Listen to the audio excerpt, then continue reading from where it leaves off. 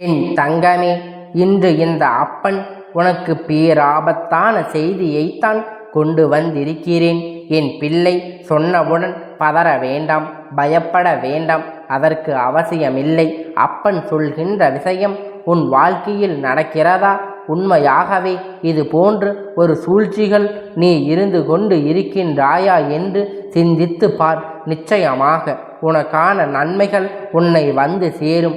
என் பிள்ளை, உன்னை சுற்றி ஒருவருடைய சூழ்ச்சிகளை மிகவும் இறுக்கமாக பின்னப்பட்டு இருக்கின்றது. என் பிள்ளையே, நீ கவனமாக இருக்க வேண்டிய நேரம். நான் சொல்கின்ற இந்த அடையாளத்தை கொண்டு நபரிடம் நீ கவனமாக இருக்க வேண்டும். இல்லை என்றால் அவர்கள் உன் வாழ்க்கையில் கேள்விக்குறியாக நிறுத்தி வைத்து விடுவார்கள். உன்னோடு பேசுகின்ற சிலருடைய மனநிலையை அவர்கள் மாற்றி வைத்திருக்கின்றார்கள். நீ நல்லதே செய்தாலும் அங்கு தவறாகத்தான் அது போய் சேருகின்றது. என் குழந்தை, இப்படிப்பட்ட ஒரு சூழ்நிலையை உனக்கு உருவாக்கி கொடுத்த இவர்களிடத்தில் நீ கவனமாகத்தானே இருக்க வேண்டும். பயப்பட சொல்லவில்லை, கவனமாக இரு. இல்லை என்றால் இவர்களால் உனக்கு பேராபத்து நேர்ந்துவிடும் என்றுதான் உன் அப்பன் சொல்கின்றேன். அப்படியானால் உன் வாழ்க்கையில் என்ன நடந்து கொண்டு இருக்கின்றது? எந்த விஷயம் உன் வாழ்க்கையில் உனக்கு பேராபத்தை கொடுக்க காத்து கொண்டு இருக்கின்றது என்பதை நீ நிச்சயமாக இப்பொழுது தெரிந்து கொள்ள வேண்டியில்லை என்றால் இது உனக்குத்தான் ஆபத்தை கொண்டு சேர்த்துவிடும். என் பிள்ளையே, உன்னுடைய வாழ்க்கையில் கஷ்டங்கள் அதிகமாக வருகின்ற பொழுது உனக்கு இந்த வாழ்க்கையின் மீது இருக்கின்ற நம்பிக்கை கொஞ்சம் கொஞ்சமாக குறைந்து கொண்டு இருக்கின்ற நேரத்தில் இது போன்ற சூழ்ச்சிகளுக்கெல்லாம் நீ சிக்கி கொண்டு இருக்கின்றாய் என்று தெரியும் பொழுது அது மேலும் மேலும் உனக்கு மனவேதனைத்தான் கொடுக்கும் என்பதை என்னாலும் நிச்சயமாக புரிந்து கொள்ள முடிகின்றது.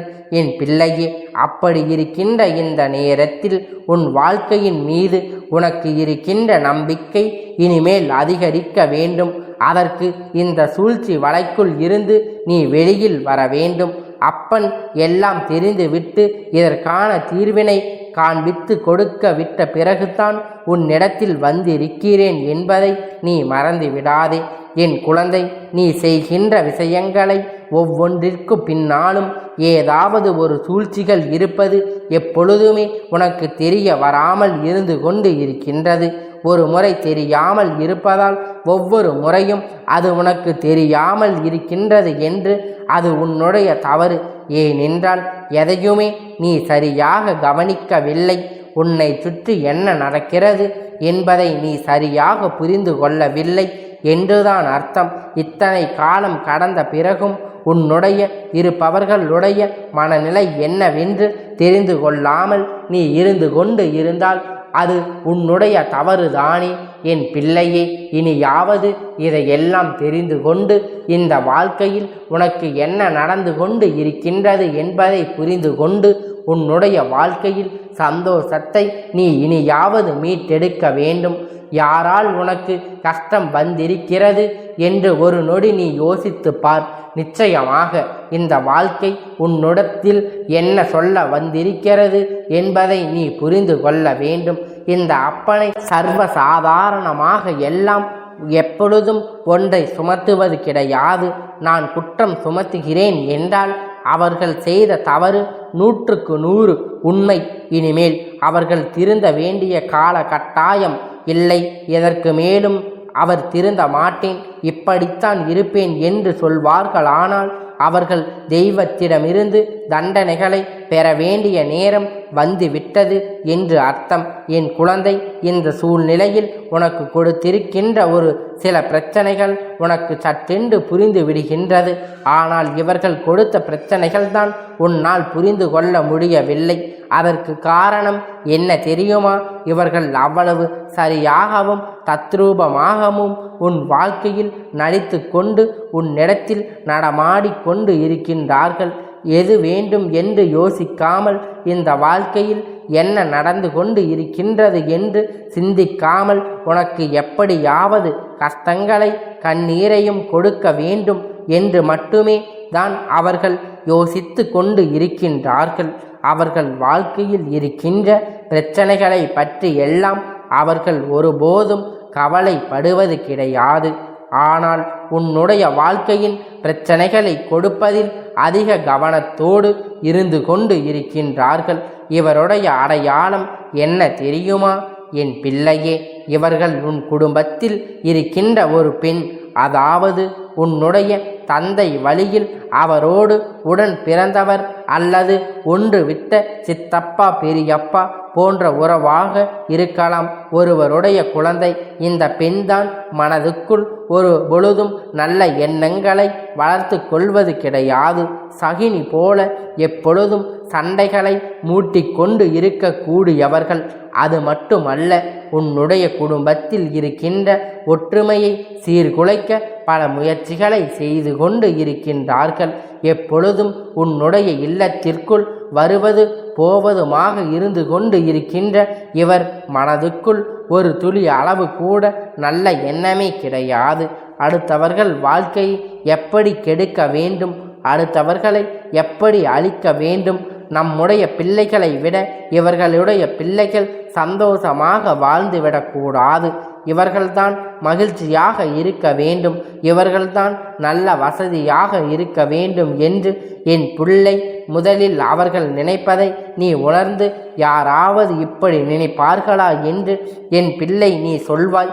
இப்படி அப்பன் செவிகளுக்கு அது கேட்க செய்கின்றது. ஏனென்றால் என் பிள்ளையே, இத்தனை வெள்ளந்தியாக நீ வளர்ந்து வந்திருக்கின்றாய்.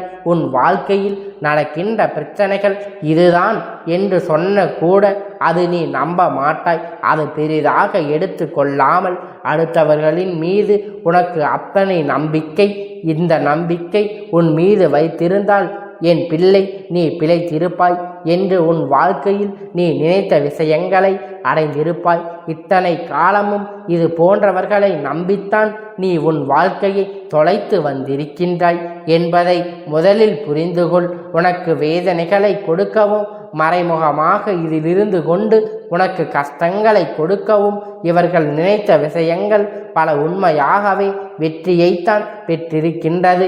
நீயும் அதற்காகவே போல வாழ்க்கையில் என்ன நடந்தாலும் உடனே அழுவதும் கண்ணீர் விடுவதுமாக தானே இருந்து கொண்டு இருக்கின்றாய். அப்படியானால் அவர்கள் நினைத்தது உன் வாழ்க்கையில் நடந்து விட்டது என்று தானே அர்த்தம். என் பிள்ளையே, இதையெல்லாம் உடனடியாக உன்னுடைய வாழ்க்கையில் இருந்து நீக்க வேண்டும். இவர்களுடைய எண்ணங்களை உடனடியாக உன்னுடைய வாழ்க்கையில் இருந்து தள்ளிவிட வேண்டும். உன்னுடைய குடும்பத்தில் நடக்கின்ற ஒவ்வொரு விஷயத்தையும் ஒன்று கூட ஒரு அடி பிறலாமல் அப்படியே வெளியில் சொல்கின்றார்கள்.